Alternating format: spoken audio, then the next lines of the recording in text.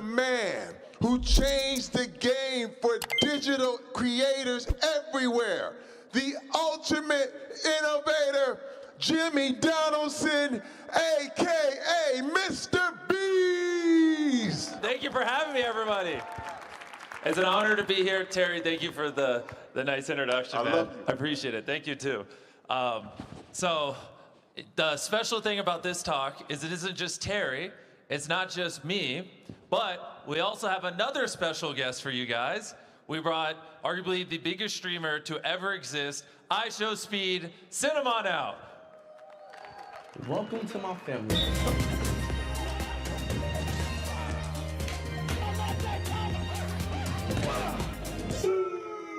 How's it going, everybody? This is Ronaldo what? This is Ronaldo what?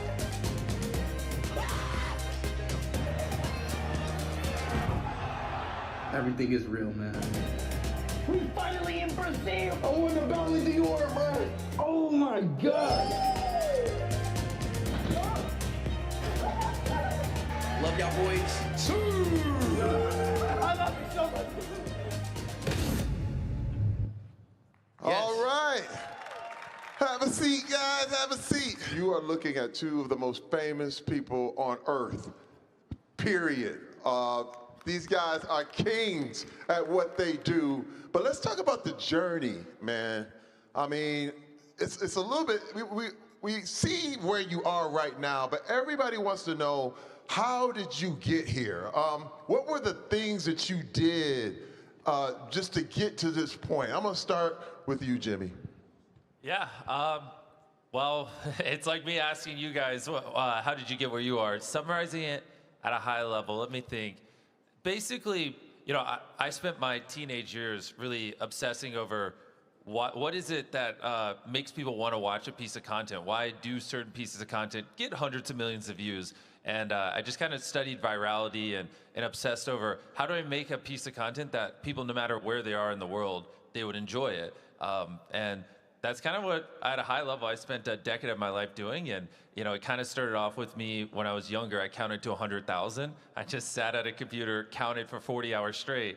And people all around the world were like, what is this idiot doing? And then from there, as I started making money, I started giving it away, doing philanthropic things and doing these bigger and bigger spectacles. And that montage, it showed I buried myself alive for 7 days. So we dug a coffin, put it 10 feet underground, buried me alive for a week. And we just kept doing cooler pieces of content where no matter where you are, if you're, you know, in Asia or America or the Middle East, you know, someone burying themselves alive or someone ordering some food on a delivery app and then tipping the person $1 million. That's content that you find entertaining. And so just really obsessed over how to make global entertaining spectacles that people would enjoy. And yeah, I've been doing that since I was 11 years old. I'm 17 now, and here we are.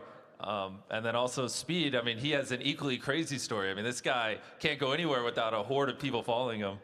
Yeah, me and Beast kind of started way, like, we do the same thing, but it's not the same thing. But I'm over here, he's completely over there. Yeah, but the same lane, kind of. But I started when I was 15, young. I always just loved streaming. I always was in love with streaming, content creation. Grew up watching MrBeast. He was an inspiration of mine when I was a kid. I'm 20 now. But as a 15-year-old kid, you know, I was always obsessed with streaming. And I always had this character to me, these tweaks. I was always athletic. I was funny, that and third. So I started streaming. Once I started streaming, you know, I felt like what I always kept something like towards me, I always like kept the authenticity. I always put authenticity over virality, because when you stay to yourself and stay grounded to yourself, you can get way more farther, and your mental is way better, you know, once you just stay true to yourself. So at streaming, as I just kept going, kept growing, you know, I just stayed true to myself, you know, grew as a person, grew as an individual, and I'm here now, you know. So it's great to be here, talking about here at Joy Forum, you know. Let's go. So it's fun. Well, and he's being very humble. One of the things he also did really well is, obviously, football is very global, and you know, he is very attached to it. He's very athletic. He was doing a lot of content where talking about Ronaldo and talking about what was updated in this The football GOAT. world. Yeah, and so he, I don't know whether he did it intentionally or not. It was very genius. Basically, rode the biggest sport in the world while being very charismatic, very much himself, and that gave him a lot of global appeal because basically everyone knows and watches football. And since he became kind of synonymous with that, especially in the social media world, it just took him to crazy heights. I want to ask you guys, did you ever think it would be this big? I mean, you both started very, very young, but did you have this global mindset when you started out, or were you just, you know, did it sneak up on you? You know what I mean? Yeah. Go ahead, Speed. You want me to kick this off? Yeah, go for it. Well, me, heck no. I mean, I would have never thought I got 50 million subs now. I'm known all over the world. Now, I wouldn't, if you asked me this 5 years ago, even 3 years ago, I'd be like, hell no. So, but, I mean, obviously, I grow. I'm still growing now, you know. I'm only 20 now, so it's more that I even got to learn from what I know now. But I would have never thought that I even got this far, you know, but things happen.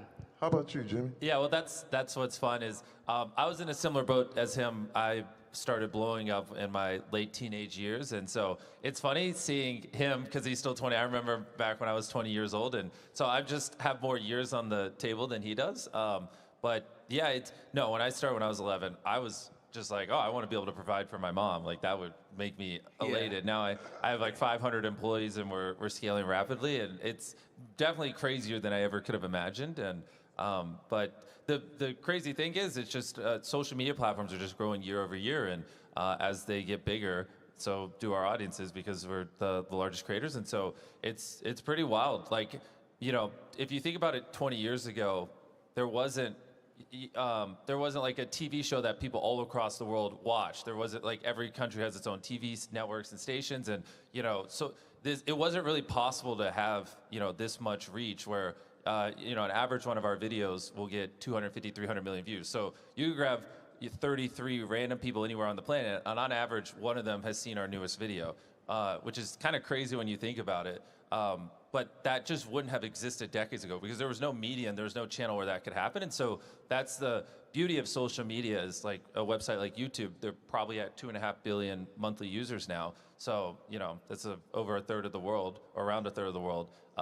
And so if these trends keep continuing and social media platforms keep growing, the largest creators are just able to reach, you know, literal percentage points of humans alive. And it's this is all relatively new things that we're seeing flush out in real time. And so it's pretty crazy. No, I see this time. This is what I love about what you're saying when you're talking about the growth of the social media platforms. You know, I'm a little older than you two. Maybe just a smidge. Just a smidge. I started out in the sports world. I was a football player who didn't start acting until I was 30 and didn't know it was my gift. Didn't know, but it was a different time then. Back then, when the celebrities, Hollywood basically told you who the celebrities were, and you believed them. But what I like now is that the shine is off celebrity, and you get to pick who you want. It's kind of different. Now, you know, someone who's sitting just like you guys were can be bigger than the Hollywood movie stars. It's never been a time in human history where it's been like that. And that's why I look at this as an opportunity for everybody out there. If you have, but see, you guys had to work, man. Hey, I started with nothing. I started with a PlayStation 4. And I'm pretty sure any kid out there has a PlayStation or any console in their room. So I didn't have nothing. So you can start off from anywhere, seriously. Like, you don't need the best of the best of equipment. I promise you. When it comes to that's real. Streaming. And my next question, and you brought it up earlier, authenticity. This question is for both of you. How do you guys keep it real when millions of people are watching you? You know, one thing that a lot of people are really scared of is showing themselves in front of the camera, you know, and showing themselves to the world because, you know, they face ridicule, they face a lot of different things. Talk to me about that process and how you go through it. I can kick it off. Speed is his content revolves around him solely. Mine, I have more people in my videos, so he'll probably, if you're trying to be really, really, one-on-one with your audience, he probably will have better advice than me. But for the most part with me, agreed, you want to be able to connect, and it's even harder because we have such global audiences and people all around the world care about different things and, grew up differently and things like that. And so, one of the ways that I connect with them is, that's why, it might seem silly why, like I referenced earlier, why I buried myself alive for 7 days, but that video is essentially me in a coffin just communicating with my fan base for, 15, 20 minutes, because the whole video is just me being buried alive. Or I spent 7 days on a deserted island, 7 days in solitary confinement. We do a lot of videos where, we trap me in things that aren't as fun, but it's just basically a video that revolves around me doing something. And so then I can be vulnerable about the experience and I can connect with my audience. And so for us, it's just mixing in content that allows you to do it.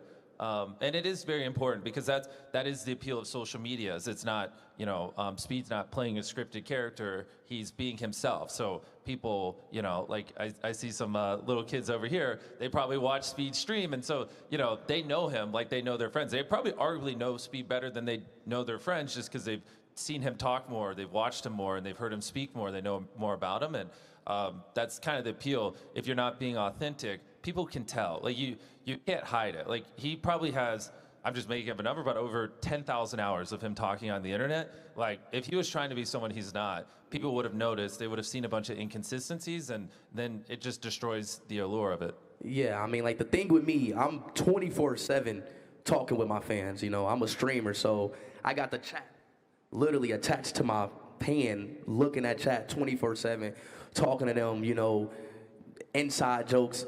I see my fans as my friends, so it's like basically talking to your friends. You just gain a connection with them because I'm just with them every day, 24/7, talking to them, and things happen during the stream, and you grow. It's like you growing with your friends, So that's why with me it's super different because I'm just always talking to them. I'm always on the camera, hours. Like I was live for 35 days just recently, 800 hours straight.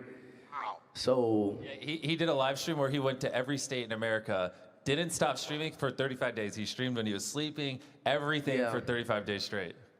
So with that, you just gain just a good bond. You just gain a good connection with them, No, I can see that. I can see that. This is crazy, man. And I love the connection that you have with both of your audiences. And that is the definition of being authentic. It's funny because I had a question come to me when I had some success after White Chicks and Everybody Hates Chris and with Expendables, and people were like, this guy came up to me, he said, hey man, how do you keep up your image? And I said, you don't have one. You just be you. And that's the easiest way to be. And that's the next question I wanted to ask you guys is, just like I was given this question, what is your piece of advice, your top 3 pieces of advice for the next generation of streamers, of celebrities, of people who really, really want to reach that level that you guys have? 3 things. For one, I would say, obviously this might be the most cliche one, but it really means a lot, is be yourself. Like, don't try to become me. Try to become a better me, Like, don't try to chase on what I did. Do something, become better to me. Don't become like me, become better to me. So that's the first one that I say. The second one that I would say is, Beast, you help me on this one. I can jump in and help. Well, I think, yes, that in terms of making the content successful is important. In general, I know this is being broadcasted, and obviously due to our fan base, a lot of younger people are going to see it. I think in general, you should, my biggest thing has always been surround yourself with people who make you what you want to be.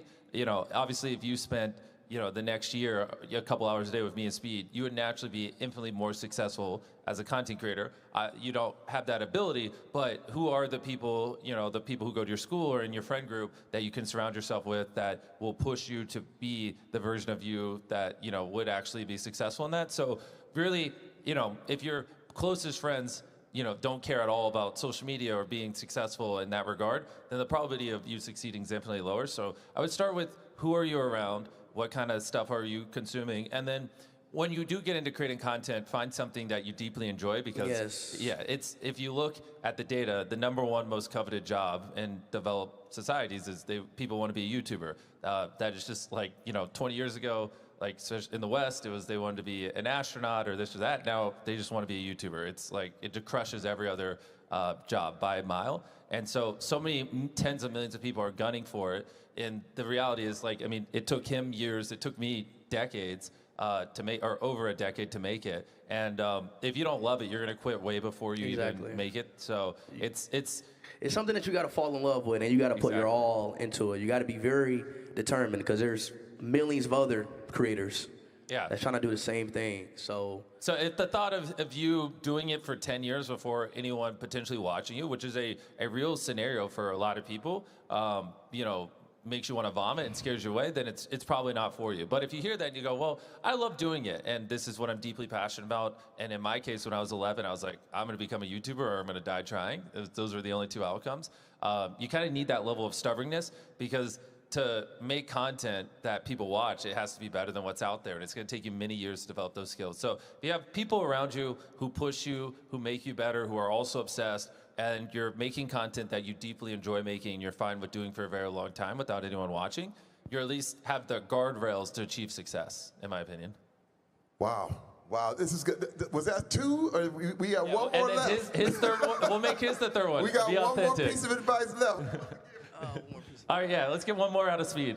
Okay, one more I would say is, you kind of just pushed all the buttons. It's good.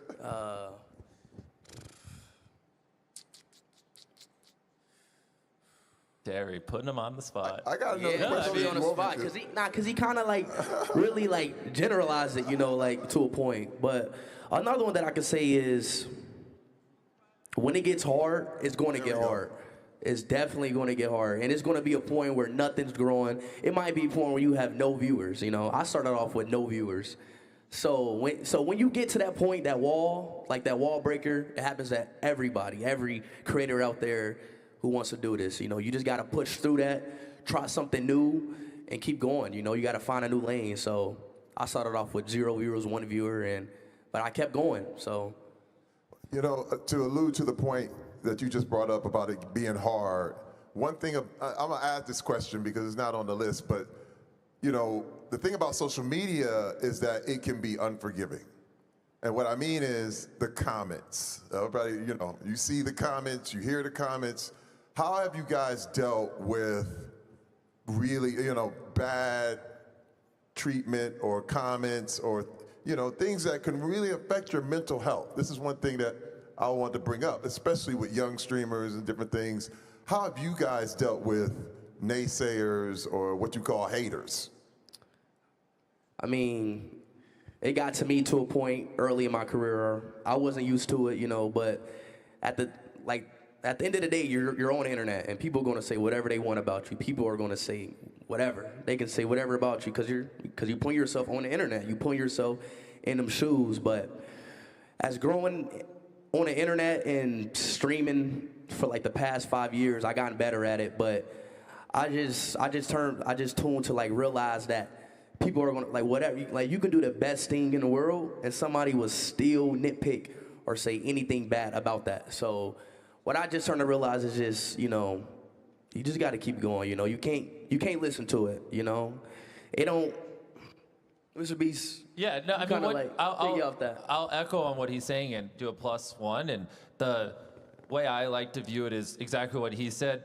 At the scale our audiences is, someone's always going to have an issue with what you're doing. And so it's more a percentage game, right? Like if he does a live stream, 5 million people watch it. If there's only 100 negative comments and there's 10,000 positive ones, then you did something right. Like very few things in the world can you get 99% of people to agree on. And so it's just looking, because that's where a lot of people run into issues is they'll read 20, 30 comments, they'll see 2 or 3 negative ones, and then we'll zoom out and look at the macro and realize it's just a very small percentage. And so you know, best case scenario, which is easier said than done, and even I relapse, is just to not, you know, get emotional when reading it and just look at comments as objective feedback. And, you know, if majority of them are like, this is awesome, then you're good. If, you know, 10, 20% roughly are saying something like, oh, I didn't like this, or I didn't think this was creative enough, you know, ideally you can just turn off your emotion and just internalize it and be like, okay, like, why do the fans feel that way, and then apply it. Easier said than done, but that mental toughness, I think, helps a lot, and just you know, making sure you're in the right frame of mind when you're scrolling it, and make it a little more objective and less emotional, if that makes sense. That is perfect, and I want to add something to that. Both of those answers were perfect. I'll never forget the first time, you know, I started really getting into my comments. And I saw one, you know, it's like, hey, Terry, you stink. I was like, I'm Mr. Old Spice. So I was saying, what and are then you he did an talking Old about? Spice commercial. It's like, but then... Wait, actually, on that, can you still do the peck thing from the Old Spice commercial? That's how I opened the show. I gotta learn that one. Wait, how many You gotta teach me that. I know, I will. How many of Put you... your hands together and just squeeze them together like this. Look at that, it's moving. They're moving. Just squeeze your hands together. There. This is the riveting stuff they came here for. The tutorial. But no, I'm gonna tell you what tutorial. happened. When I responded to this guy who said you stink, and what was happening is I was getting all into him, and it's what you said. It's like you can't put the attention on the negativity.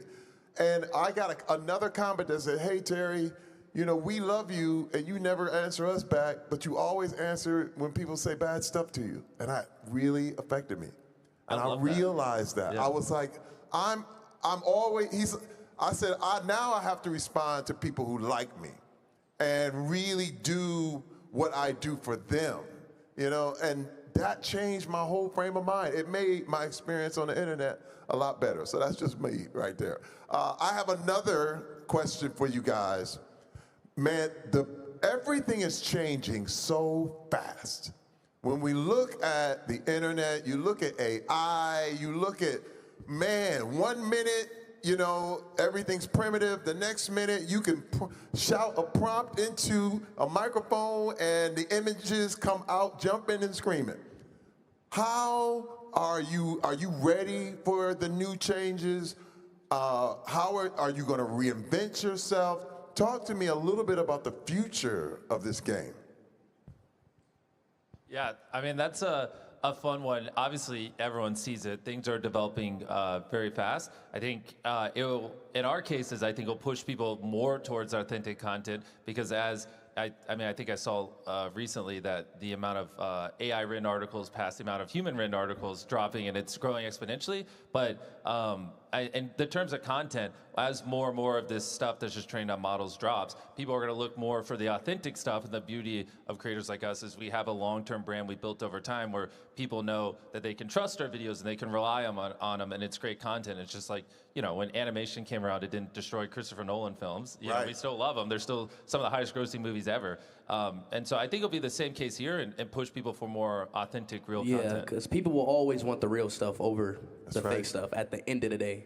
Yes, and then in terms of tools, though, I think it'll be helpful. Like, you know, it's all across what we do. Even something as little as, you know, when we film with 1,000 contestants in our show Beast Games, which actually we shot some of the episodes here earlier this year. It was a lot of fun. Actually, it was in the studio right beside this one. Pretty funny. Yeah, thank you. It was amazing. I was shocked. Your guys' studio space here and just the talent you have here is mind-blowing. And so hoping to shoot a lot more here. But in this regard, just on so I was talking about Beast Games. Since we had 1,000 contestants, part of what typical game shows or competition shows would do is they'll just have a story producer walk up to a person, put a camera on them. They're like, you're the villain, say this, you're this, say this. Whereas we just have cameras rolling 24/7, so we don't have to put words in people's mouths. They can just speak whenever, and we get the footage. Downstream effect of that is we leave with more footage than you could ever imagine. Like our season 1 of Beast Games broke the record for most footage ever filmed in a single production, because we had the most cameras ever in a single production, blah, blah. And so, I mean, we're walking away with 100,000 hours of footage. I mean, I could have an army of editors and they can never watch it all. And so that's where it's nice because, AI can just transcribe what everyone said and then we can search a database. And so if we want footage of someone, being emotional or being excited, we can just search those terms. And so the beauty is it helps the workflow be more efficient. It'll help great editors, in my opinion, be able to accomplish more and achieve more in less time. And so there's a lot of things like that where you never really would have, like when you think of AI, you wouldn't have thought, oh, it will transcribe all this audio and then allow your editors to search clips so they don't have to watch 100,000 hours of footage, they only have to watch 1,000 hours. And there's a lot of benefits like that where it's made my people more productive. And I'm like mind blown because I never would have thought like half the tools we're using would have been a thing. Have you ever used any of the AI stuff in your stuff? Have I used ChatGPT? Of course. Yeah, who hasn't? I'm talking about with the speed though. There's maybe been one time I was in the country and I searched up ChatGPT, what is it to do in this country? Maybe once or twice. But yeah, I did use it once before. I mean, I don't use it, my content is so like live and raw, there's no room for me to use that because everything is live for me. Like what I'm going to use AI for the only instance when I'm live. That's true. He does videos and your videos are long for like thousands of hours of footage. Mine's is just live. I don't have to edit. I don't have to do none of that. Go ahead. Well, the only thing I could think of is maybe a live translation, so you could talk to people. That'd be cool. Yeah. Well, Exactly. see, I saw the business changing, and that's one reason why I moved from acting into hosting, because I knew as a host, when I started hosting America's Got Talent, you can't replace that with anything else. You know what I mean? It's live. It's that energy. And, exactly. You know what I mean? New people coming through. It's that, it's like sports. You know what I mean? When you see sports, how do you see sports being a part of, because I know with you, the way you really, brought football to America like it's never been before. And you, MrBeast, I mean, do you guys see yourself involved in any of these new sports that are coming up? Yeah, I mean, pickleball is paddleball is one of those big things. You mean like new sports? Yeah, like new sports. Now you can make one, which is good. Dana White described how he made the UFC, literally created the UFC from scratch a little bit earlier today. You see yourself doing stuff like that? Maybe in the future I might come up with boxing football. So you can race something like that. Yeah. Race boxing. At the end of each race, you box. Yep, race boxing. Hit you in the face and then you run, and then they chase you, right? Yeah. We should break to Saudi Arabia. Guys, this is awesome, man. Everybody, please put your hands together one more time for Jimmy Donaldson, and AKA MrBeast and iShowSpeed. Listen, I'm gonna stand up here because our time is almost up. Now, we've learned one truth, that the world does not wait for permission anymore. The new age of entertainment is powered by purpose, community, and access. And that's what Saudi Arabia is building. A platform where the next generation of creators, athletes, and dreamers can go global from right here. So, to every dreamer in Riyadh and beyond, pick up your camera, your mic, because your stage is open. And I'm gonna hand it to Jimmy Donaldson. Take him out, AKA MrBeast. Oh, wow. Hard to follow that one up, but I agree, and I want to echo, because I mean, obviously, I look at a lot of data on social media. Tons of people are starting to really crush it over here in Saudi Arabia and the Middle East, and I want to just keep encouraging it. Tell your stories, make accounts. I mean, when I started, I was a nobody in a small town, and everyone would make fun of me for wanting to be a YouTuber, and here we are. And I'm sure if you saw Speed 6 years ago, you'd be like, this guy's never going to be the superstar he is. And so we all start somewhere, and I want to encourage you guys to get out there and really tell your stories and let the world know what you have to say. And Speed, you want to wrap us up? Wrap this up with a backflip. Y'all know me, man. Oh, yeah! All right, I can't do that, but heck yeah. Thank you guys for having us. This was amazing. Thank y'all, Saudi Arabia. Thank you. Excellent.